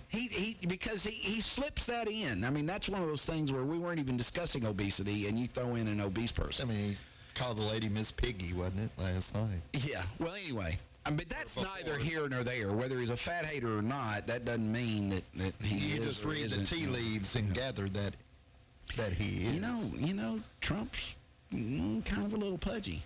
And maybe it's self-hatred. That's a psychological condition where you have some self-loathing. That big bucket of KFC I saw a photo of. It may be some self-loathing. But anyway, U.S. officials speaking on the condition of anonymity due to the sensitive nature of the information have uniformly told ABC News and other news outlets that evidence in the DNC hack points directly to Russia. The firm hired by the Democratic National Committee to respond to the suspected breach, CrowdStrike, conducted an investigation and later issued a statement saying that it had identified two sophisticated adversaries as being the hack. Both adversaries engage in extensive political and economic espionage for the benefit of the government of the Russian Federation and are believed to be closely linked to the Russian government's powerful and highly capable intelligence services. Just last week, top Democrats on the House and Senate Intelligence Committees, Dianne Feinstein and Adam Schiff, issued a statement saying, based on briefings we have received, we have concluded that the Russian intelligence agencies are making a serious and concerted effort to influence the U.S. election. This effort is intended to show doubt about the security of our election and may well be intended to influence the outcome. We can see no other rationale for the behavior of the Russians. So I would say that on the information that we have available to us, mostly coming from one side of the fence, it would appear that the Russians are behind this. Behind it. But, I mean, we don't know that they're alone, and we don't know. No, and they could well be, but... So, with the best information we have available to us today, as a country, which was provided largely by the Democratic National Committee, who has a lot to gain from the position that it was Russia that did it. Yeah, and Trump was part of it. That our best information is that it was Russia. That's what that's saying. Again, that's one of those but that's chronically misleading. side. Now, if you're a critical thinker and don't believe everything that you're fed, which I am certainly one of those, I become very suspicious of some information fed me when I understand who's doing the feeding. Yes. That's the long version. Back after these messages. There is a name in the Clarksville community we have come to associate with excellence in legal services. That name is Kimberly Turner and Associates, the attorneys who care. There are times in life when reliance on attorneys who care is particularly critical. Family strife is definitely among those times, whether it be divorce, child custody, juvenile delinquent petitions, alimony or child support increases, or any type of strife which invades our personal lives. Kim Turner and Associates are the attorneys who care.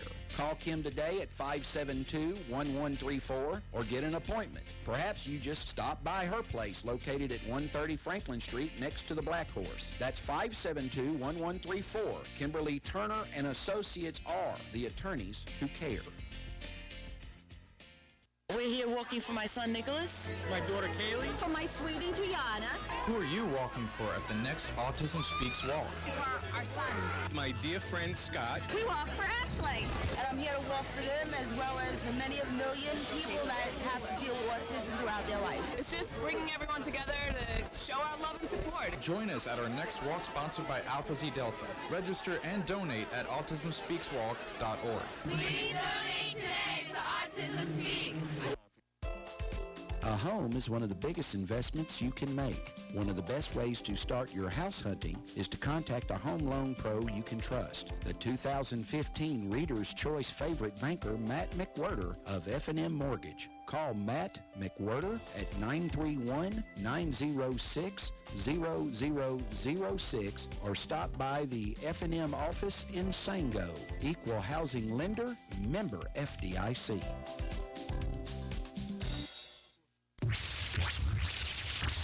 Since 1941, serving the public interest. WJZM Radio, Clarksville, Tennessee.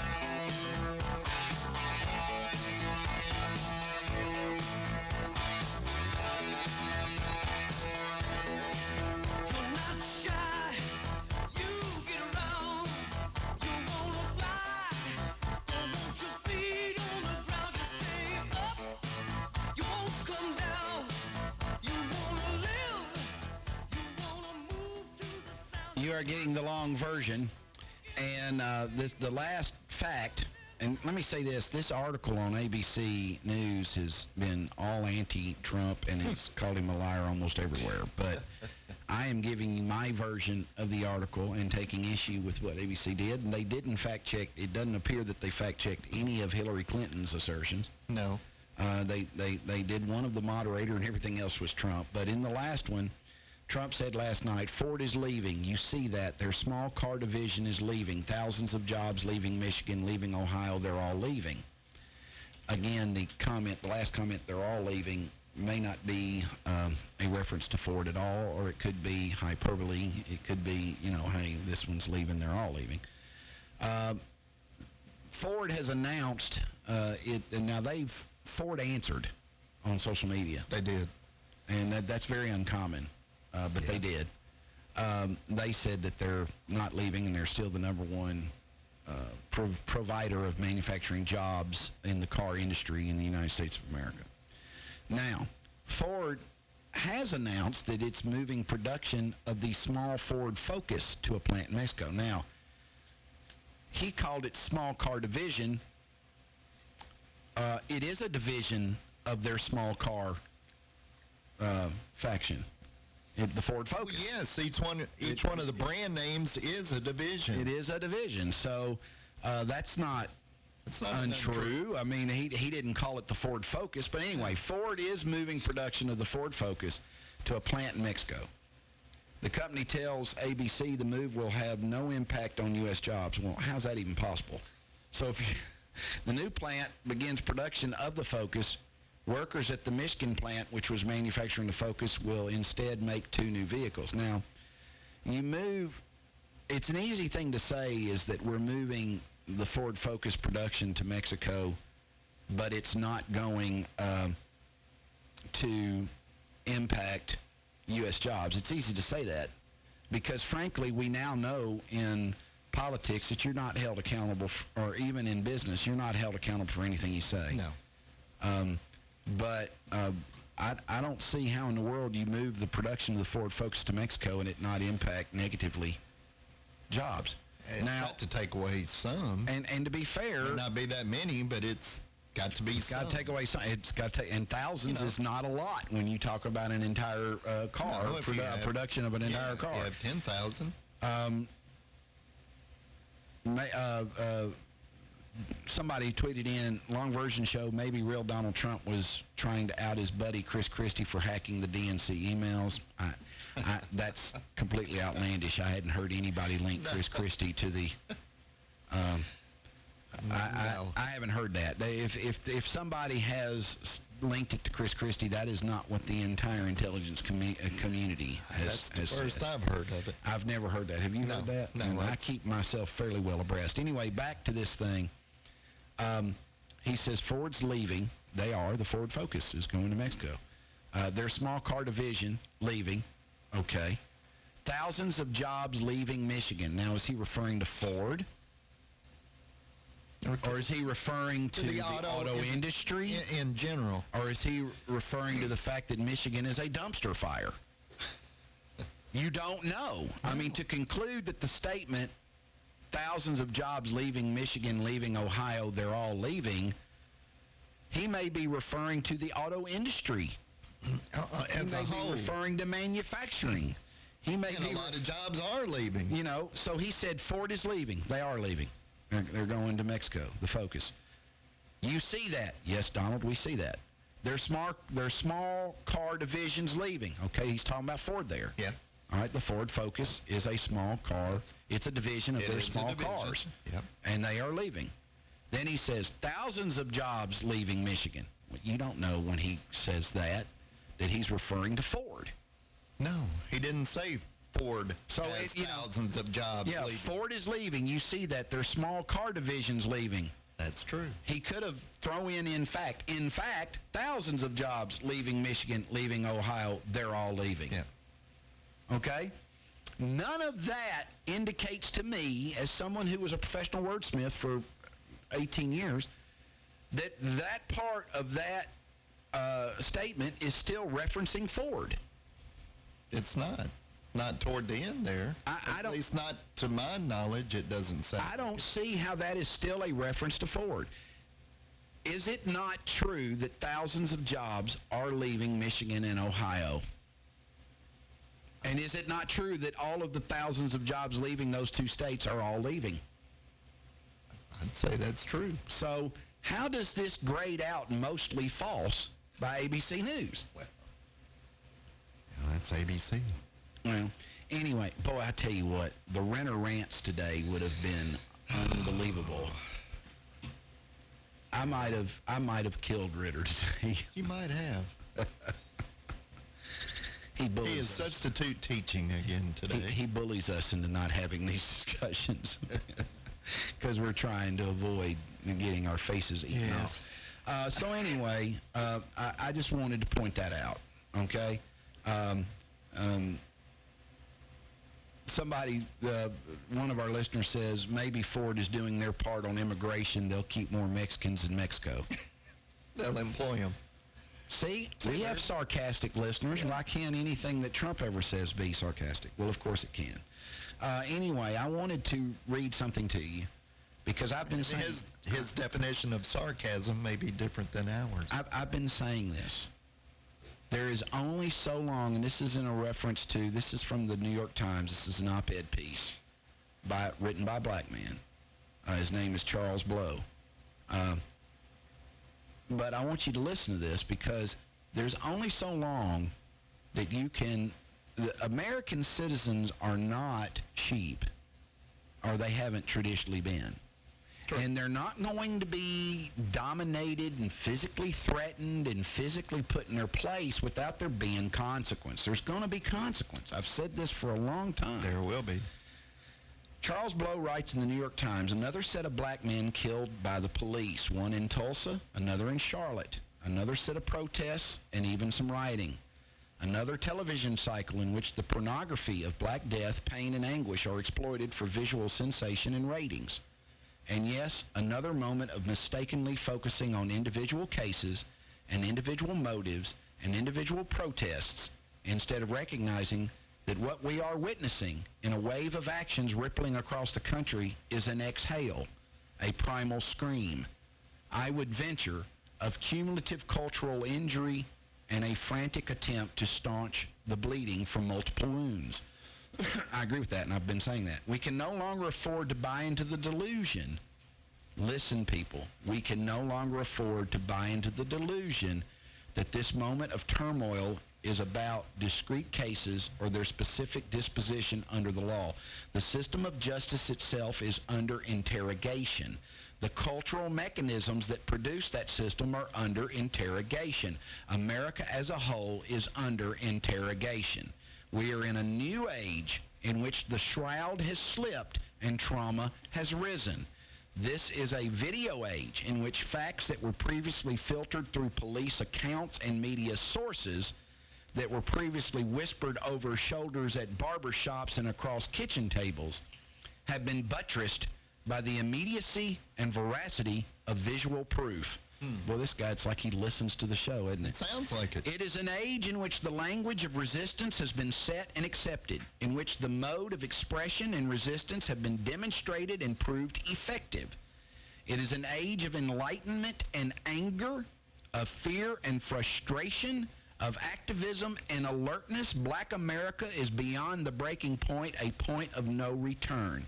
And in this era, the discussion around these issues must be broad and deep because the actions required to address the problems must be broad and deep. This moment in our nation's history is not about how individual fears are articulated in an emergency call, in an officer's response, in weapons drawn and fired, in black people's desire to flee for their lives, in black parents' anxiety about the safety of their children. This moment is about the enormous, almost invisible structure that informs those fears. The way media and cultural presentations disproportionately display black people, and black men in particular, as dangerous and menacing and criminal. It's about the way historical policies created our modern American ghettos and their concentrated poverty. The ways in which such concentrated poverty and its blight and hopelessness can be a primal breeding ground for criminal behavior. The way these areas make poverty sticky and opportunity scarce. The way resources from education to healthcare to nutrition are limited in those areas. We keep talking about choices, but we don't talk nearly enough about the fact that choices are always made within a cultural and historical context. People don't simply choose to live in neighborhoods with poor housing and poor schools and crumbling infrastructure and few grocery stores and fewer adequate health care facilities. There were many factors that created those neighborhoods: white flight and the black flight of wealthier black people, community disinvestment, business lending practices, and government policies assigning infrastructure and public transportation to certain parts of cities and not others. And the people living in those communities, sometimes trapped in those communities, make choices, poor ones, within that context. We may say that a poor choice is simply wrong and the offending party must deal with the consequences, but poor choices made in a poor environment don't have the same consequences as those made in wealthy environments. That's very true, John. For poor people, the same poor choices are punished more often and more severely, compounding their deficit. Brock Turner. Paging Brock Turner. Then America takes it further. He's at home. Imputing the poor choices of a few onto a whole race. we do this constantly in white America. Oh, yeah. I'm sorry, we do. And in so doing, sets the stage for disaster. This creates the suspicion and fear that can lead to the deaths we're seeing, in which the person killed may have made no poor choices, in which the only poor choice was pulling a trigger. This is what people mean when they talk about the impact of systemic racism in these cases and in these areas. It is not that the police harbor more racism than the rest of America, but rather that racism across society, including within our police departments and system of justice, has been erected in ways that disproportionately impact poor minority communities. That is acutely clear in these killings. What took centuries to grow may take a long time to chop down. You can't fight racism by plucking leaves from the top of the poisonous tree, but by taking an axe to the root.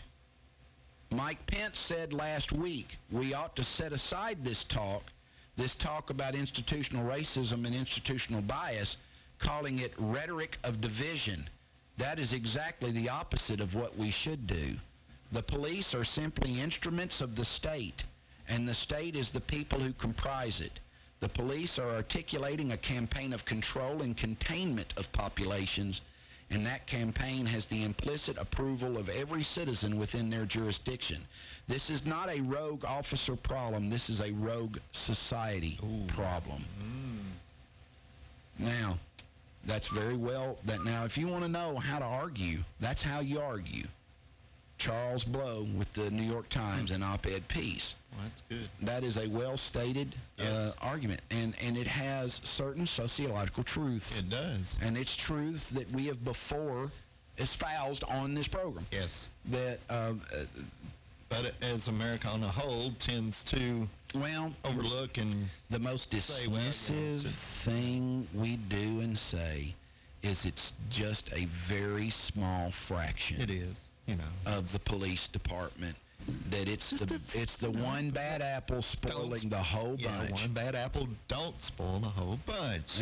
What's wrong with you? There's just a couple of bad ones. There's a bad problem, and we can ignore it if we choose. But ignoring a problem has never made it go away. I had a friend one time that used to say that bad news doesn't get better with time. No. I don't. That's what he used to always tell me. So anyway. Well, I mean, it just stays there.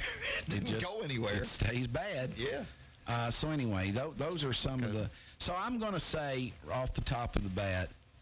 Now, people all want to know who I thought won last night's debate. Okay. Well, and this is on. You have to remember that when asking me that question. This is on debate style. Yeah, you're asking a guy that is going to respond stylistically as opposed to the meat and potatoes. Meat and potatoes, because I look at argument. I was accustomed, formerly, professionally. I'm no longer an attorney. I've been disbarred and convicted of a felony. But when I was an attorney, I was hired oftentimes to advocate positions with which I might not privately have even agreed. But it was my job to advocate the position of the person whose employment I had undertaken. That's what you got paid regardless of whether I agreed. So, when I look at who wins the debate, I'm looking at style. Now, I think that some of Trump's style was very effective. It's particularly effective with his followers. Yeah. Oh yeah. None of those are going to change your mind after last night's debate. I thought that Trump showed a modicum of restraint and a modicum of brilliance. It was brilliant for him to refrain from talking about Bill Clinton's affairs in front of his daughter, but because he made the mention that he was so refraining, it's now a big part of the news cycle today. So he actually got the message across without him having to be the bad guy for having gulfed the topic. Yeah. That's, some of that is brilliant. From a raw standpoint of who's the slicker debater, who's better able to portray, or who makes a better physical appearance, who looks to be more temperate and even-handed and even-headed and all of those things, I would say that Hillary Clinton is a better debater than Donald Trump. I don't know that debating is necessarily Trump's strong point, but nobody's hiring Trump. If he gets hired to be president of the United States, they're not hiring him to be an effective debater. No. They're hiring him to be an effective leader. That's true. I don't know that Trump did anything last night that would make you question whether he had the temperament to lead the country, whether he'd have the temperament to be the commander-in-chief, whether he'd be someone with whom you could trust the nuclear codes in the event that he had to make a decision as to whether to push the button, so to speak.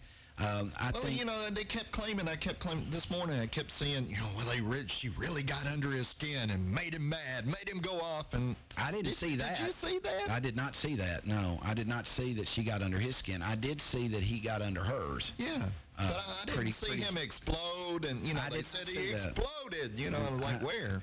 I didn't see that. Many times I don't see what they claim to see. You're getting the long version. Back after these messages. A lot of real estate is bought and sold in Clarksville, and all of it has to be inspected, and it has to be done right. It's your largest investment of your life. Do you want to leave its inspection to someone who isn't the best? Of course not. 931-980-5759 gets you the best inspection services. Call Bud Wink at 931-980-5759 to get the home you are buying or selling inspected by the best inspection services. That's 931-980-5759. The best inspection services, changing the quality of home inspections one house at a time. Many people simply believe they will never get in trouble with the law or need a lawyer, whether it's the sobering event beginning with blue lights in the rear view and ending with an arrest for DUI, being charged with a crime, or some unfortunate episode has occurred. The law office of Lynn Morton realizes you may not have planned on needing an attorney. Going to court without a professional qualified lawyer will result in disastrous consequences or an outcome in your case that causes havoc in your life for years. You need representation by a lawyer who not only has specialized knowledge, but who truly understands the anxiety, confusion, and devastation faced by someone facing criminal accusations or dealing with an array of other legal problems. Having an experienced, committed advocate like Lynn Morton on your side can make all the difference in your case. With support and guidance, you will have the ability to face your legal situation with confidence that can only come from knowing your case is in capable, dependable hands. Lynn Morton is dedicated to safeguarding her clients' rights and providing them with the attention and consideration their case and future deserve. For these most bitter moments, Lynn Morton can step forward to lend a helping hand and guide you through every aspect. Call Lynn Morton in your most trying time of need, 931-906-0000. If you want to know what's going on in Clarksville, listen to WJZM Radio and worldwide at WJZM.com. WJZM is Clarksville's most dependable radio station for local news and current events. Keller Williams affiliate broker Jackie Harker knows a family's most valuable asset, whether buying or selling, is the home. Jackie Harker with Keller Williams Realty in Clarksville, Tennessee would tell you her most important investment is in you. Whether buying or selling a mansion or a starter, the smart money is placed with Harker. Keller Williams' Jackie Harker will work tirelessly to make sure your buying or selling experience will be pleasant and your expectations will be exceeded. Call Keller Williams' Jackie Harker at 931-801-3946 today for all your home buying or selling needs. That's 931-801-3946. And remember, whether buying or selling a mansion or a starter, the smart money is placed with Harker. 931-801-3946. Jackie Harker. Call her today.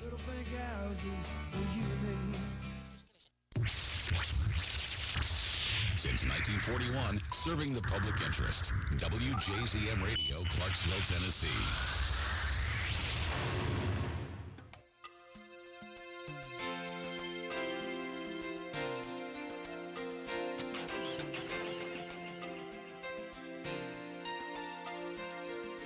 I know this pain. Why do you lock yourself up in these chains? No one can change your life except for you. Don't ever let anyone step all over you. Just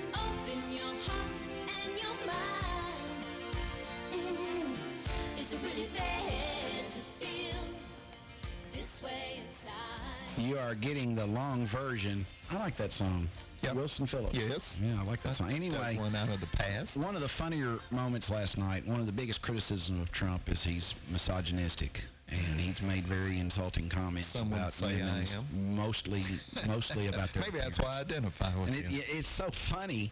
It's so funny that we were talking about the runner-up in the Sex pageant evolution yesterday that had a size 14, and that I was saying she's a very good-looking woman. Well, there's another very good-looking woman that came up in last night's debate named Alicia Mikado, and this woman 20 years ago was Miss Universe after having been Miss Venezuela.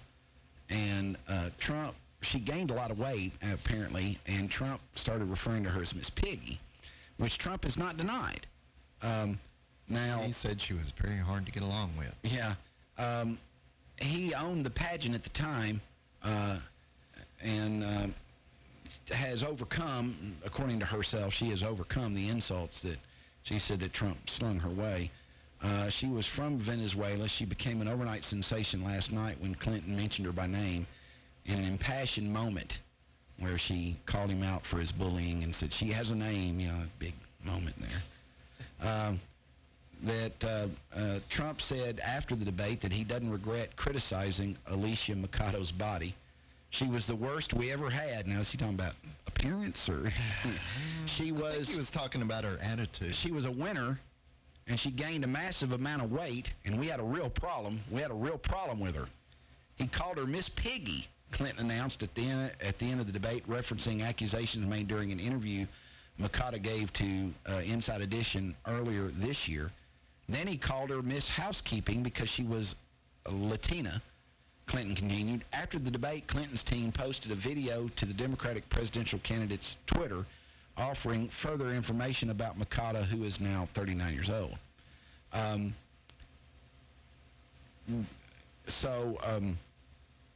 Mikado is more than a beauty queen. She is a woman who claims to have suffered anorexia and bulimia for years after she says Trump attacked her publicly for gaining 60 pounds following her pageant win in 1996 at age 19. Mikado said, I was the first Miss Universe after Trump bought the pageant. He was overwhelming. I was very scared of him. He'd tell me, you look ugly or you look fat. Sometimes he'd play with me and say, hello, Miss Piggy. Hello, Miss Housekeeping.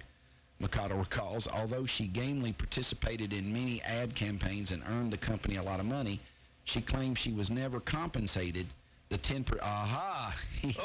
She believes she's owed money. Yeah. So now here comes the motive. Yeah. Anyway. She'll change if she gets a few million. See, that's called critical thinking.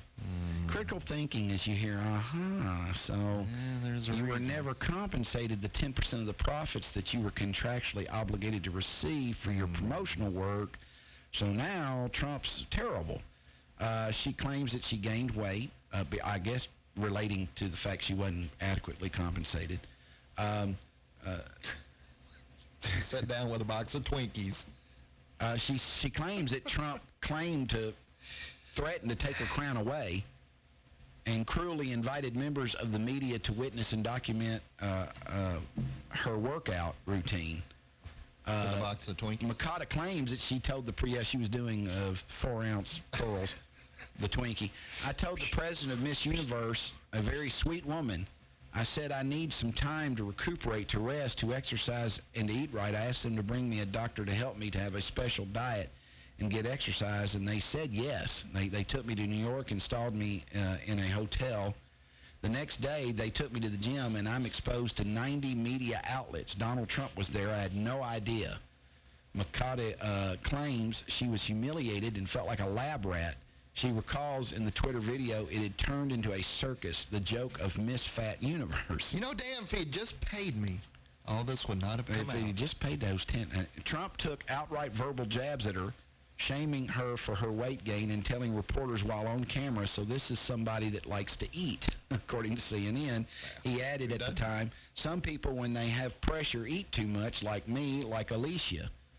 Mikado claims that his passive-aggressive, piercing words changed the course of her life and led her to life-threatening eating disorders. I wouldn't eat. and I would still see myself as fat because a powerful man said so, she says in a video voiceover. Makata campaigns for Hillary, so, I mean, I was going to get to that. Pretty clear she's not going to campaign. She is not for Trump, if any of you are wondering. No. Hell knoweth no fury like a woman scorned. The New York Times cleared up any confusion about whether or not Trump's stunts were calculated, and Makata's title was at stake if she did not slim down. Trump said he had pushed her to lose weight. To that, I will plead guilty, he said, expressing no regret for his tactics. 2 decades out from the incident, Makata seems much more confident, though what she says was prolonged public shaming left emotional scars. Over the past 20 years, I've gone to a lot of psychologists to combat this. This is a man who doesn't realize the damage he causes. He bears many grudges and harbors a deep racism. I don't know how that got in there. And he is convinced there are lesser human beings than he is. And after all these years, Makata has formed a strong alliance with her biggest public supporter, Hillary Clinton. Hillary, who will love away all these problems. Hillary, that's right, who is using you to get elected to the highest office in the free world. She has actively campaigned for Clinton, has Makata. Grateful for the candidate's support, which is kind of an ill-founded support. It's not real. Makata, it's not real support if she's just doing it to get what she wants. She tweeted at Clinton in Spanish after Monday's debate, "Thank you, Miss Hillary Clinton. Your respect for women and our differences make you great. I'm with you." So, and that came out, "Gracias, señora Hillary Clinton. Su respeto a la mayores y nuestra diferencias. La hacen grande. Estoy con usted." That is my best shot at the Spanish. Do not speak Spanish, but I thought I'd give it a shot. Close enough for me. Clinton goes on to say last night, her name is Alicia Mercado, and she has become a U.S. citizen. Clinton echoed that at the debate to a chorus of applause as Trump continued to talk over her, and you can bet she's going to vote this November. She should have thrown in, and I will give you one opportunity to guess for whom she will be voting. And the first 3 don't count. But speaking of eating,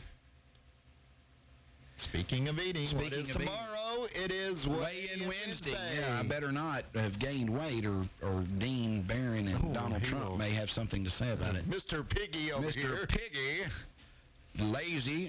Well, let me say this, okay? Anybody you can find that will run for president is going to have, and this is something we've learned in the media. Nobody's perfect. They're going to have some huge... They're going to have some issues. Yeah, everybody does. I do. Yeah. A lot. Oh. I can say that. So Tim Kaine comes out and says Trump told whoppers in first debate. Yeah, whoppers, yeah. I don't really think that there is such a thing as a politician that doesn't tell a lot of whoppers. I think most do. I mean, I've never seen it.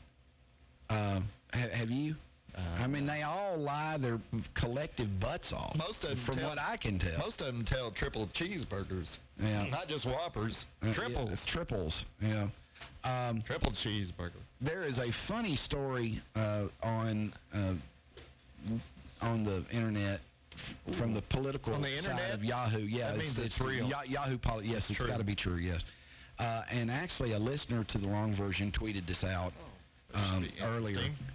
Yeah, but it says, and I think it's from the New York Post, which is not the most reputable of the New York periodicals. Anyway, it talks about how he won over the patrons at a bar. Ken Reed was at a bar called the Tin Lizzy Tavern. To go into the tavern's, he wanted to eat an oversized cheesesteak and watch the presidential debate, which was on. You never thought you'd see a presidential debate on in a bar, but in today's politics. He says, "I'm hungry and undecided."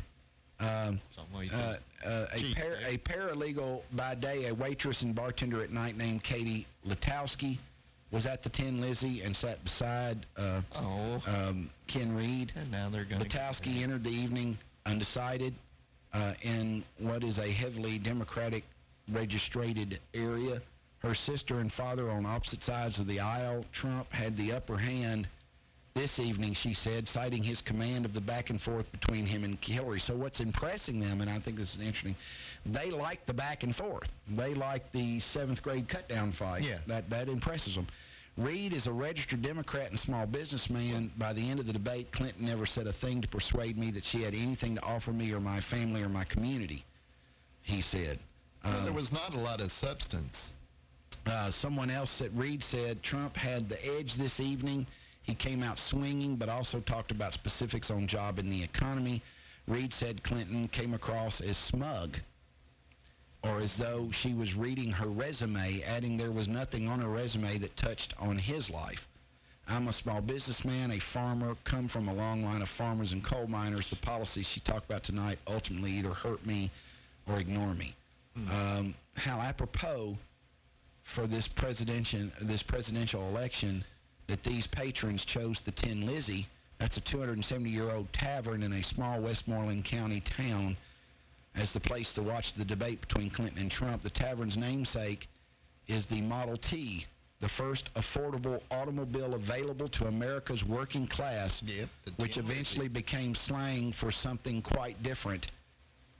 If someone said you were going the way of the Tin Lizzy, it meant your job or industry was in decline and no longer useful. That is true. This is how today's cosmopolitan and political classes view Main Street voters as people whose values, traditions, skills, jobs, and lives are being replaced by the millennials, I guess it would say.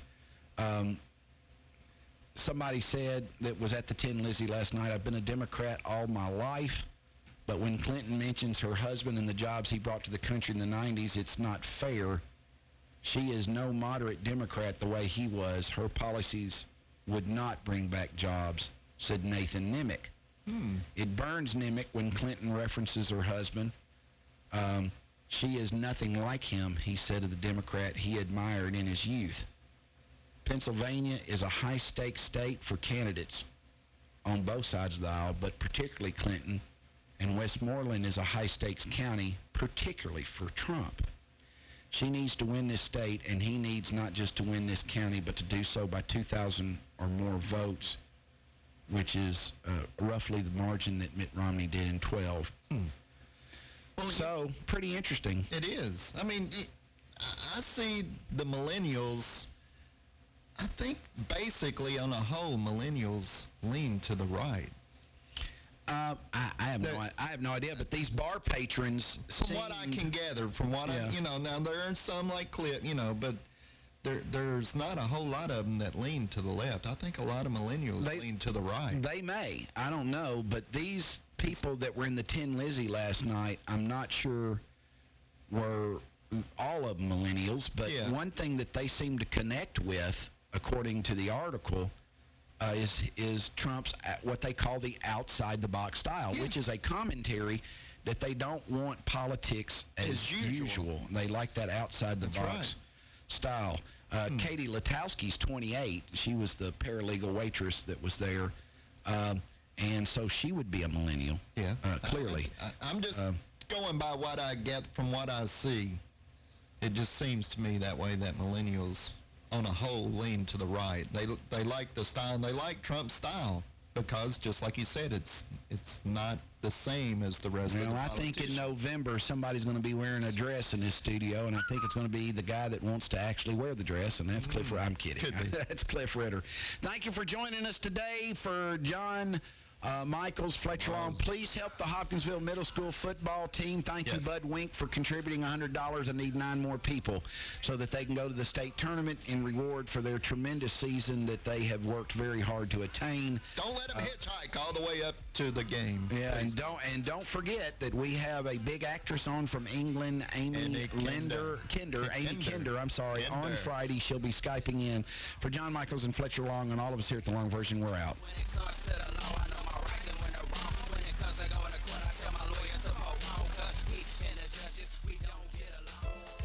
A home is one of the biggest investments you can make. One of the best ways to start your house hunting is to contact a home loan pro you can trust. The 2015 Reader's Choice favorite banker, Matt McWhirter of F&M Mortgage. Call Matt McWhirter at 931-906-0006 or stop by the F&M office in Sango. Equal housing lender, member FDIC. There is a name in the Clarksville community we have come to associate with excellence in legal services. That name is Kimberly Turner and Associates, the attorneys who care. There are times in life when reliance on attorneys who care is particularly critical. Family strife is definitely among those times, whether it be divorce, child custody, juvenile delinquent petitions, alimony or child support increases, or any type of strife which invades our personal lives. Kim Turner and Associates are the attorneys who care. Call Kim today at 572-1134